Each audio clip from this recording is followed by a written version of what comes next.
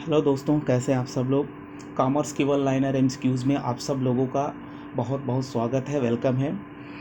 Specially ये video उन लोगों के लिए जो स्पेशली तौर पर UP TGT, UP PGT, DSSB, LT grade, GIC या इस टाइप की कोई भी तैयारी कर रहे हैं जिसमें कॉमर्स से रिलेटेड वन लाइनर एमसीक्यूज़ आते हैं। ये वीडियो उनके लिए बहुत खास होने वाला है। तो आइए देखते हैं कि आज की इस वीडियो में हमारे इस वीडियो का पहला क्वेश्चन क्या कह रहा है। पहला क्वेश्चन कह रहा है कि निम्नलिखित में से कौन सी एक लिपिकीय त्रुटि नहीं है। इस क्वेश्चन को सॉल्व करने के तरीकों के बारे में मैं पहले भी बता चुका हूं कि जब आपको क्वेश्चंस में कभी नहीं दिया रहे तो आप कुछ देर के लिए नहीं को हटा दीजिए और उसमें ये देखिए कि कौन सी है, यानी कि निम्नलिखित में से कौन सी लिपिकीय त्रुटि है।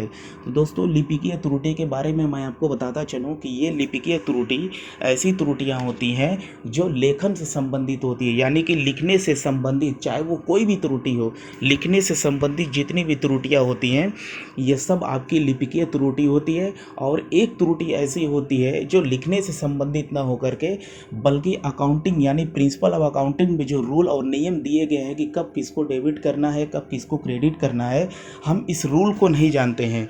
जिसको डेबिट करना है उसको क्रेडिट कर देते हैं, जिसको क्रेडिट करना है उसको डेबिट कर देते हैं, या किसी और खाने में या किसी और खाते में उसको डेबिट कर देते हैं। तो यानी कहीं ना कहीं हमको लेखांकन की अज्ञानता यानी लेखांकन के नियम के बारे में हम नहीं जानते हैं कब किसको क्या करना है। तो ऐसी त्रुटि को हम सिद्धांत की त्रुटि कहते हैं। तो ऑप्शन नंबर सी हमारा राइट आंसर हो जाएगा, यानी एरर ऑफ प्रिंसिपल की त्रुटि ऐसी त्रुटि होती है कि जिसमें हम लेखन से संबंधित त्रुटि करते हैं। तो ऑप्शन नंबर सी हमारा राइट आंसर हो जाएगा।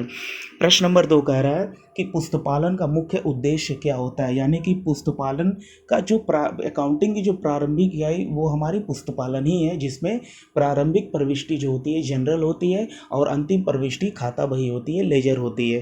ठीक है, तो आइए देखते हैं कि पुस्तपालन का मुख्य उद्देश्य क्या होता है। पुस्तपालन का जो मुख्य उद्देश्य होता है वो व्यवसाय के लेन देन के सही एवं पूर्ण अभिलेख रखना। तो ऑप्शन नंबर बी हमारा राइट आंसर हो जाएगा। प्रश्न नंबर 3 कह रहा है कि के लिए व्यापार छूट अनुमति होती है। प्रश्न के कहने के हिसाब से ये कहना चाह रहा है कि ऐसी कौन सी सिचुएशन है, कंडीशन है कि जिनको हमें व्यापार छूट प्राप्त होती है, यानी कि ऐसा हम क्या करेंगे कि व्यापारिक छूट प्राप्त होती है। तो सबसे पहले थोड़ा सा व्यापारिक छूट के बारे में जान लेते हैं और नगद छूट के बारे में जान लेते हैं। व्यापारिक छूट वो छूट होती है दोस्तों कि जब हम बड़ी मात्रा में या माल को खरीदते हैं तो विक्रेता द्वारा क्रेता को वहीं पर दी जाती है और इनवॉइस में या बीजक में इसका लेखा वहीं पे कर दिया जाता है।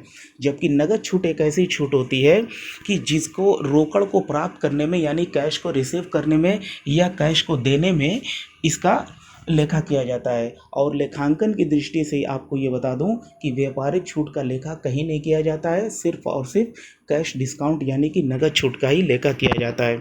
ऑप्शन दे रखा है कि नगदी के शीघ्र भुगतान, बड़ी मात्रा में उत्पादन खरीदने पर 30 दिन के समय अवधि के अंदर नगदी भुगतान, और डी है ग्राहकों के साथ अच्छे संबंध कायम रखने पर। तो ऑप्शन नंबर बी हमारा राइट आंसर हो जाएगा, क्योंकि जब हम बड़ी मात्रा में किसी भी थोक व्यापारी से या फैक्ट्री से माल खरीदते हैं तो वो हमें व्यापारिक छूट प्रदान करता है, यानी कुछ माल पे हमको डिस्काउंट भी देता है, तो उसको हम व्यापारिक छूट कहते हैं। तो ऑप्शन नंबर बी हमारा राइट आंसर हो जाएगा। प्रश्न नंबर 4 कह रहा है कि अस्थायी संपत्ति को क्रय करने हेतु लिए गए ऋण पर ब्याज कहलाता है। अस्थायी संपत्तियां दोस्तों वे संपत्तियां होती हैं जो एक लंबी अवधि के लिए खरीदी जाती हैं, यानी कि ये 10 साल या उससे अधिक तक हमारे व्यवसाय में बनी रहेंगी और हमें लाभ देती रहेंगी। तो ऐसी संपत्तियों पे जो खर्च होता है उसको हम पूंजीगत व्यय कहते हैं, कि क्योंकि ऐसी संपत्तियों को लिए गए लोन पे जब हम ब्याज देंगे तो ये एक प्रकार का हमारा पूंजीगत व्यय है। तो ऑप्शन नंबर बी हमारा राइट आंसर हो जाएगा। प्रश्न नंबर 5 कह रहा है कि जब किसी व्यवसाय को क्रय किया जाता है तो लिए गए दायित्वों को घटाने के बाद बची हुई कुल संपत्तियों के मूल्य से अधिक भुगतान की राशि को कहा जाता है।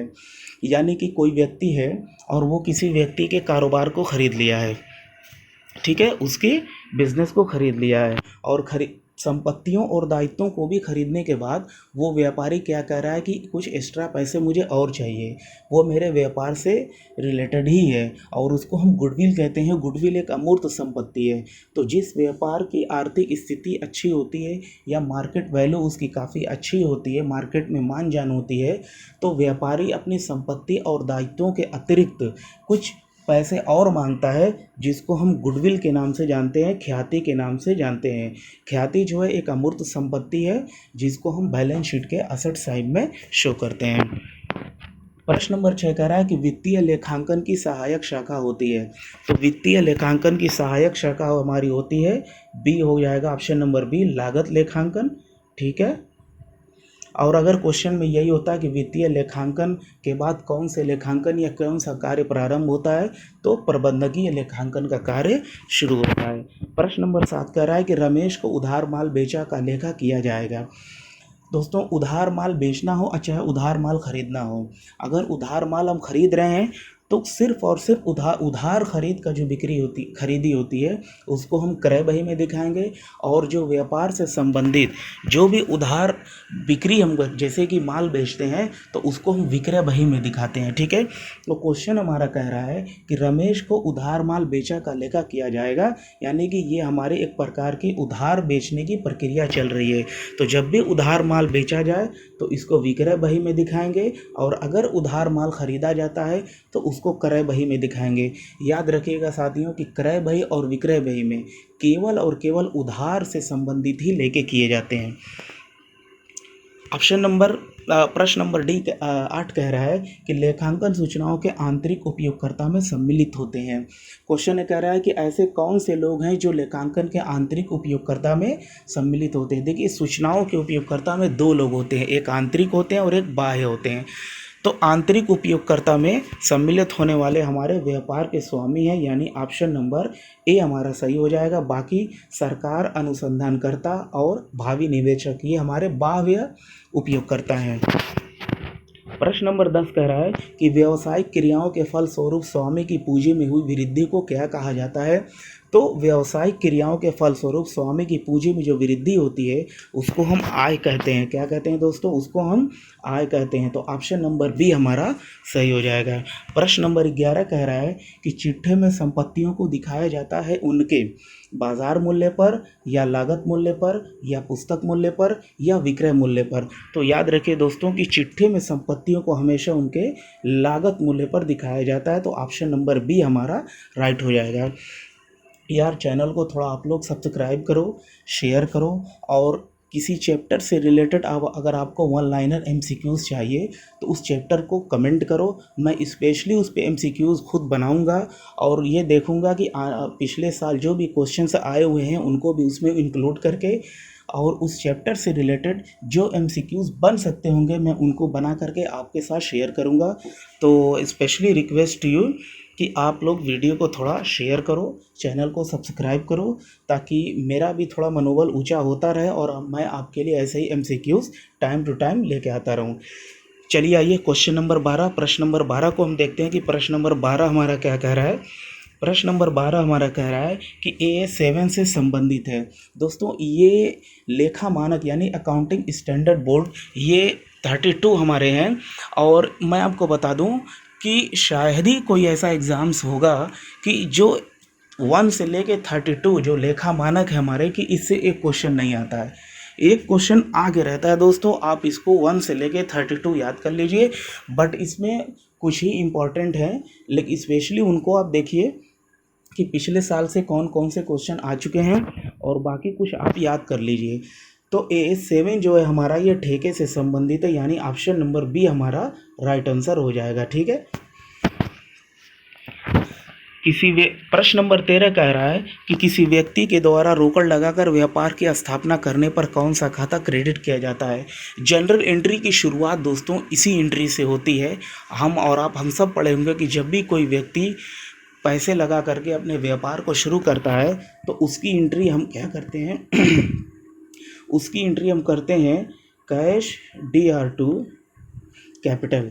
ठीक है, जब भी रोकड़ लगा करके व्यापार शुरू किया जाता है तो कैश डीआर टू कैपिटल, क्योंकि संपत्तियां व्यापार में आ रही हैं और पूंजी हमारी जब घटती है तो पूंजी को हम क्रेडिट करते हैं उस कंडीशन में। ठीक है, तो इस तरीके से हमारा ऑप्शन नंबर सी हमारा राइट आंसर हो जाएगा, क्योंकि क्वेश्चन में यही पूछा है कि किसी व्यक्ति के द्वारा रोकड़ से जब व्यापार शुरू किया जाता है तो कौन सा खाता क्रेडिट होता है, तो ऑप्शन नंबर सी यानी कि कैपिटल जो हमारा खाता है ये क्रेडिट हो जाएगा। प्रश्न नंबर 14 देखते हैं। प्रश्न नंबर 14 कह रहा है कि व्यवसाय के स्वामी द्वारा अपनी विनियोजित पूंजी पर ब्याज लेने की दशा में कौन सा खाता डेबिट किया जाएगा। तो दोस्तों आपको सब लोगों को मालूम होगा कि इकाई अस्तित्व की अवधारणा के अकॉर्डिंग व्यवसायी और व्यवसाय ये दोनों अलग अलग हैं, यानी व्यापार और व्यापारी ये दोनों अलग अलग हैं। ठीक है, दोनों का रिलेशन अलग अलग है। तो जब व्यापार से व्यापार को व्यापारी क्या करता है, कुछ पैसे लोन के तौर पे देता है, और जब व्यापारी उसके पैसों के साथ साथ उस पर उसको ब्याज भी देता है तो ये व्यापार के लिए एक हानि होती है। और नॉमिनल अकाउंट के अकॉर्डिंग व्यापार से संबंधित जो भी हानियां होती हैं या जो भी हमारे नुकसान होते हैं व्यापार में, उसको हम पीएल या ट्रेडिंग में जैसे भी सिचुएशन हो उसको हम डेबिट करेंगे। तो यहाँ पे इंटरेस्ट ऑन कैपिटल जो है हमारा ये डेबिट हो जाएगा। ठीक है, क्योंकि ये व्यापार के लिए एक हानि होती है। तो ऑप्शन नंबर ए हमारा राइट हो जाएगा। प्रश्न नंबर 15 कह रहा है कि किसी व्यापारी का व्यापार में से कुछ माल का आग से जलकर नष्ट हो जाना उसका मूल्यांकन किया जाएगा। जब इस तरीके के क्वेश्चन हो कि माल जलकर नष्ट हो गया, माल चोरी हो गया, या माल रास्ते में ही कुछ ऐसी कंडीशन खराब हो गया, या ट्रक में आग लग गई, या कुछ इस तरीके का हो जा रहा है, तो हमेशा उसका जो मूल्यांकन है वो क्रय मूल्य पे किया जाएगा। दोस्तों किस पे किया जाएगा, क्रय मूल्य पे। तो ऑप्शन नंबर सी हमारा राइट आंसर हो जाएगा। Option number C is the right answer. प्रश्न नंबर 16 कह रहा है कि चालू संपत्तियों का चालू दायित्व पर आधिक्य क्या कहलाता है। यानी कि इसका एक फार्मूला होता है कार्यशील पूंजी बराबर चालू संपत्तियां माइनस चालू दायित्व, यानी कि चालू संपत्तियों में से चालू दायित्वों को जब हम माइनस कर देते हैं तो वो हमारे क्या निकल करके आती है, वो हमारी कार्यशील पूंजी निकल करके आती है। Option number C is the right answer. प्रश्न नंबर 17 कह रहा है कि निम्नलिखित में से कौन चालू दायित्व के अंतर्गत आता है। तो दोस्तों चालू दायित्व की बात हो या चालू संपत्ति की बात हो, ठीक है, चालू दायित्व की बात हो या चालू संपत्ति की बात हो, तो इनकी अवधि जो होती है वो 1 वर्ष से कम होती है। ठीक है, 1 वर्ष या 1 वर्ष से कम की अवधि वाले को चालू दायित्व या चालू संपत्ति कहते हैं, ताकि चाहे इनको बेचा जाए या इनको भुनाया जाए या कुछ भी किया जाए, इनकी अवधि 1 वर्ष या उससे कम होती है तो इनको चालू दायित्व या चालू संपत्ति कहते हैं। तो क्वेश्चन में हमारे पूछ रहा है कि निम्नलिखित में से कौन चालू दायित्व के अंतर्गत शामिल है। तो क्रेडिटर जो हमारा है लेनदार, यानी कि ऑप्शन नंबर डी जो है लेनदार हमारा चालू दायित्व के अंतर्गत आता है। तो लेनदार डी ऑप्शन हमारा सही हो जाएगा। प्रश्न नंबर 18 कह रहा है किस अवधारणा के अनुसार संस्था के स्वामी को आहरण पर ब्याज दिया जाता है। अभी मैंने ऊपर बताया कि व्यापार और व्यापारी ये दोनों अलग अलग होते हैं। अगर व्यापारी व्यापार में पैसा देता है तो व्यापार उसको उसकी दी हुई पूंजी पर ब्याज भी देता है, तो व्यापार के लिए ये एक हानि होती है, और हानि को पीएल या ट्रेडिंग में एज अ सिचुएशन हम डेबिट करते हैं। लेकिन यहाँ क्वेश्चन में पूछ रहा है कि किस अवधारणा के अनुसार संस्था के स्वामी को आहरण पर ब्याज दिया जाता है। तो ऑप्शन तो हमारा सी इज़ द राइट आंसर होगा कि इकाई अस्तित्व की अवधारणा हमको ये बताती है कि व्यापार और व्यापारी का जो रिलेशन होता है वो अलग अलग होता है। क्योंकि जब व्यापारी व्यापार से कुछ पैसे निकालता है तो और जब वो पैसा व्यापार में दोबारा वो इन्वेस्ट करता है तो जो पैसा निकाला हुआ रहता है उस पर वो कुछ ब्याज जोड़ करके व्यापार में अपने दोबारा लगा देता है। तो इस दोबारा लगाए हुए पैसे को यानी कि ब्याज के साथ लौटाने की जो पैसे की प्रक्रिया है, और मूल रकम तो व्यापार को मिल ही रही है, लेकिन उसके अलावा जो उसको ब्याज मिल रहा है ये व्यापार के लिए एक आय होती है, जिसको हम पीएल अकाउंट के क्रेडिट साइड में इंटरेस्ट ऑन ड्राइंग करके दिखाएंगे और बैलेंस शीट में जा करके ड्राइंग में इसको ऐड कर देंगे। तो ऑप्शन नंबर सी हमारा राइट आंसर हो जाएगा। प्रश्न नंबर 19 कह रहा है कि मजदूरी खाते में 1000 गलती से डाल दिया गया था, जबकि उन्हें मशीन खाते में डालकर पंजीकृत करना चाहिए था। यानी कि क्वेश्चन हमारा ये कह रहा है कि कहीं 1000 रुपये हमको लिखना था, लेकिन वहाँ लिखने के न बजाय हमने कहीं और पे लिख दिया है। तो दोस्तों यहाँ पे आपको क्या लग रहा है? सैद्धांतिक त्रुटि ही आपको यहाँ पर साफ दिखाई दे रही है कि हमको मजदूरी खाते में 1000 गलती से डाल दिया गया, जबकि उसको मशीन खाते में हमको पंजीकृत या डालना चाहिए था। तो इसका मतलब ये हुआ कि लेखांकन की पूरी नॉलेज न होने की वजह से ये हम इधर उधर अमाउंट को लिख रहे हैं। लिखना इस खाते में है तो लिख देते हैं उस खाते में। तो सैद्धांतिक त्रुटि, ये एक प्रकार की सैद्धांतिक त्रुटि, ऑप्शन नंबर सी हमारा राइट हो जाएगा। प्रश्न नंबर 20 कह रहा है कि पुराना फर्नीचर क्रय किया और उसकी मरम्मत पर 12,000 व्यय किए, रकम डेबिट की जाएगी। तो सबसे पहले इसकी एंट्री बना लेते हैं। तो फर्नीचर DR टू कैश, यानी कि एक संपत्ति आ रही है और एक संपत्ति जा रही है, ठीक है। और क्वेश्चन में पूछा है कि पुराना फर्नीचर क्रय किया गया है, उसकी मरम्मत पर 12,000 व्यय किया गया है, तो रकम को कहाँ डेबिट किया जाएगा? तो furniture account DR to cash, जब आप इसका लेजर बनाएंगे तो फर्नीचर खाते में कैश को हम क्या करेंगे? डेबिट करेंगे। तो कहाँ डेबिट किया जाएगा? Option number B is the right answer हो जाएगा। इसको हम फर्नीचर खाते में डेबिट करेंगे।